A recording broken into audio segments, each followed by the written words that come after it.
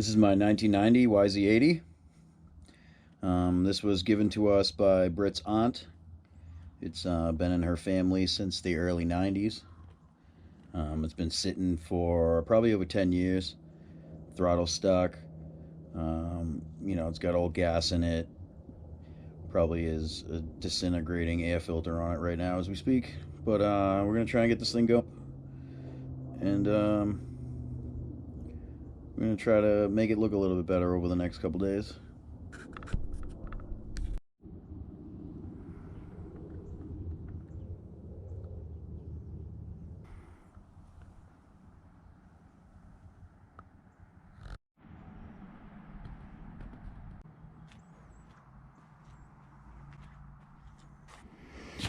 Let's see what the gas looks like. Ooh, this thing was only hand tight.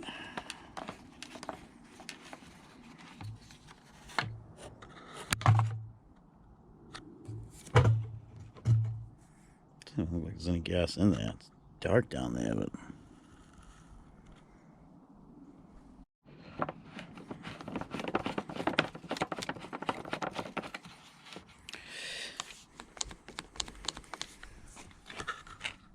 you can't really see it from this side, but the top of the carburetor's got to come off. Just throw a little bit of WD-40 in there. And then I can pop the cable off if it's really bad and work it back and forth. But generally, you can loosen it up after it, just sitting with some WD-40 for a quick minute. Or a little bit of PB blast. Not exactly loading it in there. That's just asking for trouble down the road.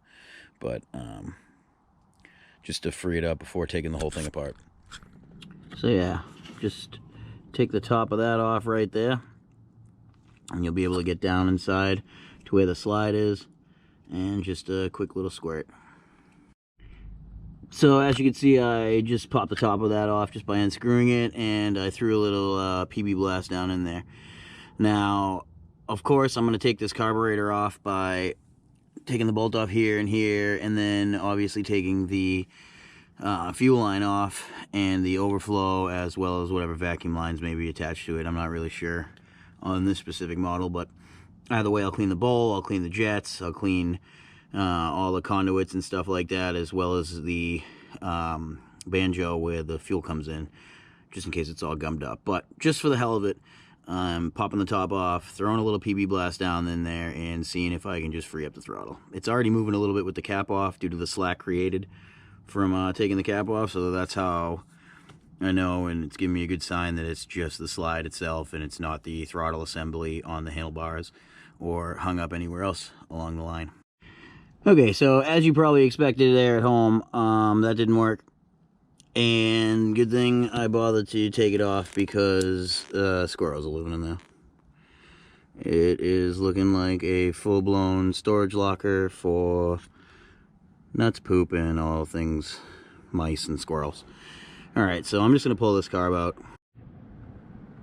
Yeah, that's probably why the slide's stuck.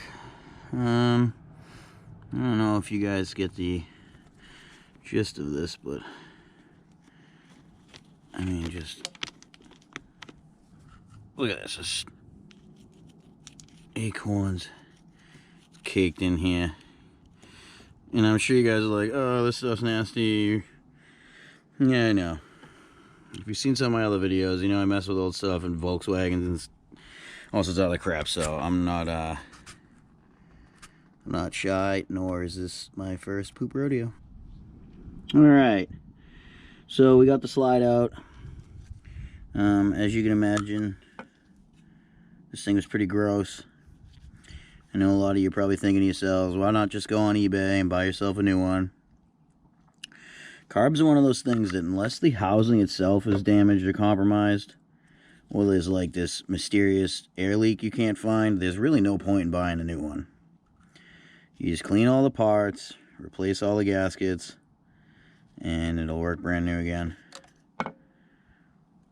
The Chinese ones, some of them are good, right out of the box, but often the jetting's way off, the casting is subpar, which often leads to stripping, or other ways that it's compromised and just becomes a pain in the butt.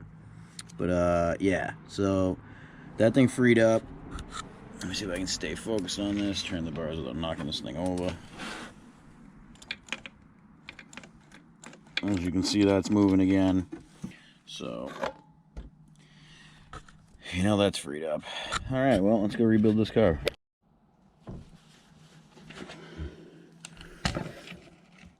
All right, so let's take this bowl off first, see what it looks like.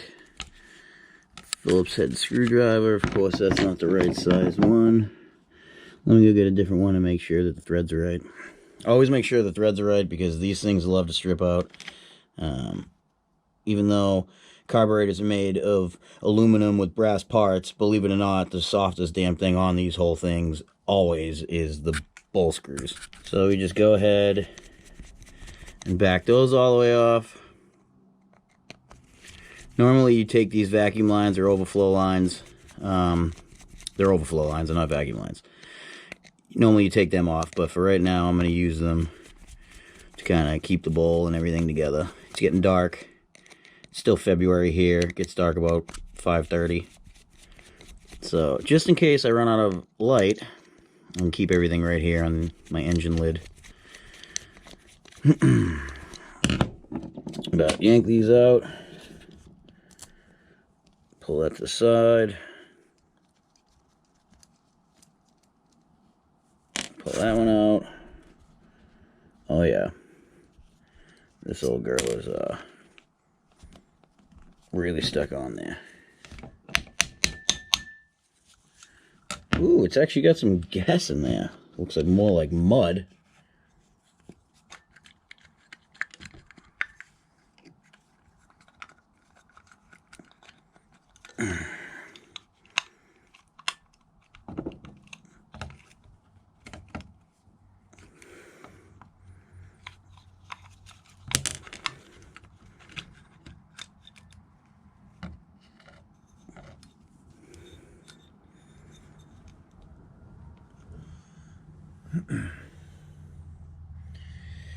Alright, well, the inside of the bowl doesn't look too bad. It's not super gummed up. I mean, yeah, the fuel's varnished and it's disgusting, and the jet's definitely clogged because of everything that fell into it from above, but considering what the top part looked like, the bowl doesn't look all that bad.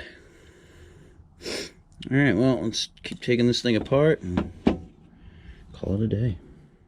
Alright, as you can see, it's starting to get a little dark, although the coloring is really good on the GoPro. We're starting to run out of daylight. I took the carb apart, cleaned the jets, cleaned the atomizer, you know, the idle jet, the pilot jet, the main jet. Idler and pilot are the same thing. But I cleaned the air fuel mixture screw, made sure the spring wasn't all corroded, which it was, so I cleaned all that up with the wire brush. I didn't really give it a soaking treatment. I just kind of went through all the tiny bits. The bowl float was in good order. I took the bowl float needle out, cleaned that all out. Everything is shining light through it right now. So we'll just finish putting this together, and we'll leave it at that. Carb's 100% back together and ready to go back on the bike. I'll wait till it's a little bit brighter out to actually take the seat off and dive into that ugly air box.